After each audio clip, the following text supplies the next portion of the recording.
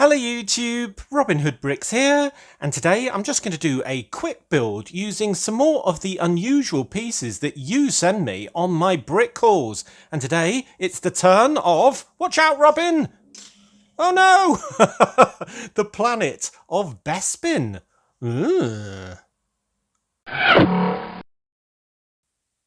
But first, some amendments to our build last time when we did Boaty McBoatface, the wonderful diving supply vessel.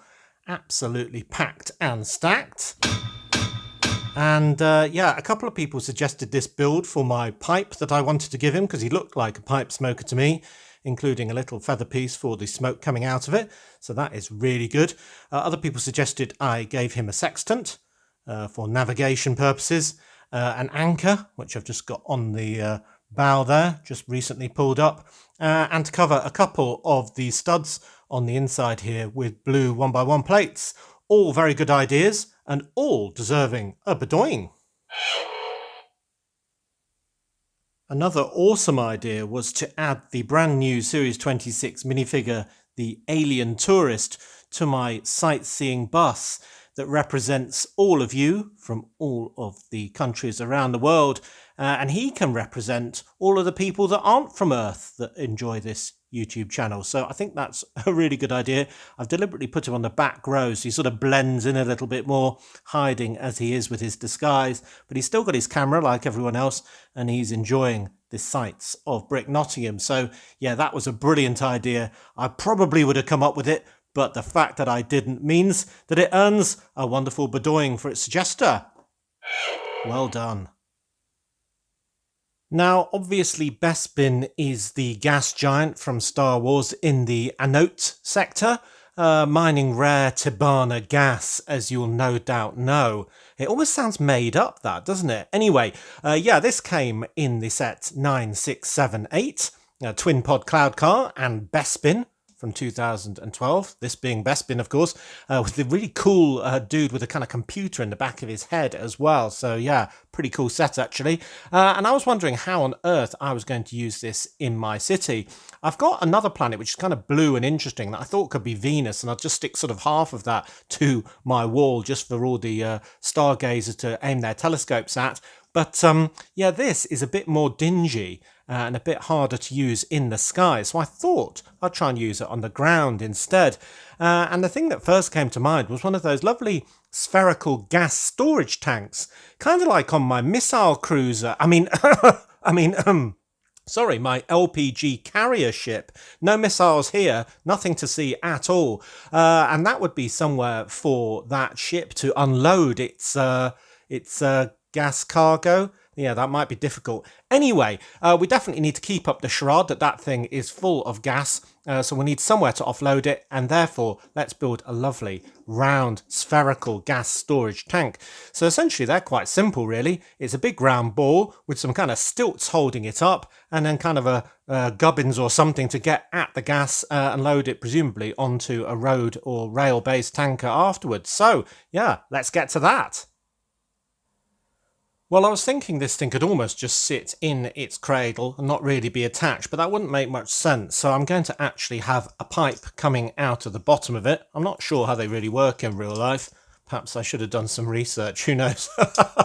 But essentially, I'm just going to add a jumper plate to the underside and then have it coming out using these kind of macaroni pipes that I've got in red. I got for the undersea, so it'll be kind of like that coming to a distribution unit over here. So that can then go onto one of those Technic pieces, a bit of red pipe, another one, and then into a red brick. And we'll put on a bit of a slope just to give it a bit more shape and cover up those ugly studs. So let's put that about, I don't know, there, and therefore this is kind of loosely held, but we're going to have that frame around it in a minute, so no real big problem. A bit floppy at the moment, isn't it? Okay, so I might put that to one side because it's going to roll around. And I thought, well, there's no piece better than this for a distribution unit. So let's put a black stripe on the bottom. Let's put a interesting printed tile, or rather a stickered one, on the top. That's probably come from a Star Wars set as well, let's face it. I think I got that when I was in a peak of buying things that look like hatches to put on all of my submarines, but I've probably got too many now. And then obviously steering wheel pieces on these to set the flow going. So yeah, I don't know exactly how that works either, but we'll assume it does. So that looks very industrial indeed. So yeah, we can reattach this on here, but I think that's going to need something on the top. And the most interesting pieces I could find was this sort of octagonal sort of, well, I don't know what you'd call it, attachment piece, and another stickered piece being this one, this nice round sticker with the gold kind of, I don't know, combination lock it almost looks like, doesn't it? And then some green goo on the inside. So maybe it isn't gas. Maybe it's evil poison gas that Dr. Inferno's put in. Who knows? But yeah, that little one came from the 70132 Scorm's Scorpion Stinger from 2014. That's really hard to say. A Chima set. And wow, look at that. Is that stinger actually attached to the end of that blade? Wow. I really like that. That is a cool set. It's very, very Mad Maxy, that one, isn't it? You can kind of imagine that going through the deserts with loads of people with spikes attached to their shoulder pads and rings through their face. And maybe without the side claws, because that might be a bit of a hindrance. But anyway, I think that sticker is perfect on there to give a hint of a sort of vent. I don't know if it'd be venting off gas, because then the whole gas would escape, wouldn't it? And it'd go blowing around the Lego room, making a rude noise. But anyway, we'll put that back on there. And then I think that is our tank section done. So now we just need to get loads of vertical kind of supports and then a ring around here. Now for the ring, we're probably going to need hinge pieces. So that's what we'll do next. Good, good. Well, Lego's never good at doing curved surfaces, let alone circles, because of, well, the very ordered way that studs are arranged, of course. But we can kind of approximate it as best we can and then just ignore the fact that it's, well, not an illegal building technique, but not perfectly circular, let's say. So this is what I've come up with. Basically using loads of 1x1x5 bricks to hold up a frame made out of hinge pieces, all interlocked. So there's two levels of them. Basically, you've got the two sort of sections of one overlapping with the two sections of the next one to make kind of a rope that you can link back on itself all around the other end. And you can see, you know, it's not really a circle. I could try and bend these perfectly for hours and it still probably wouldn't look much better than this. But from this sort of angle, it looks perfectly accurate. And you'll see that some of these are slightly towing out and some of them are slightly towing in just to match up with the studs on the ground with the new kind of setup on the top. But again, when it's vertical, I don't think you can really see it too badly anyway. And essentially that is a great place for Bespin to sit, or our gas storage tank. So I think that looks rather good. So what I need to do is obviously transport all of this onto there so it fits underneath. Then I thought we could fit a nice ladder to one side so people could get up on the sort of rim and walk around, and then it'd almost be perfect. And I used black partially because I had all the pieces when I was playing around with all of this, but then it dawned on me that it was a bit drab and a bit boring. And although this is just for an industrial area, I think we could do a bit better. So the thing that I decided to buy on all my recent hauls was more hinge pieces in yellow, in I'm colourblind, in red and in green. So basically, I'm going to now use this new ring in here on the old black legs and with the white tiles to make the octane triple colour white, red, green and see if that looks a little better, because as we know, there's only one company that owns absolutely everything fossil fuel related in Brick Nottingham, and that's the Octane Corporation. So right, I'm going to take this apart, put this in and then add all of that to it, and then we should have our completed scene.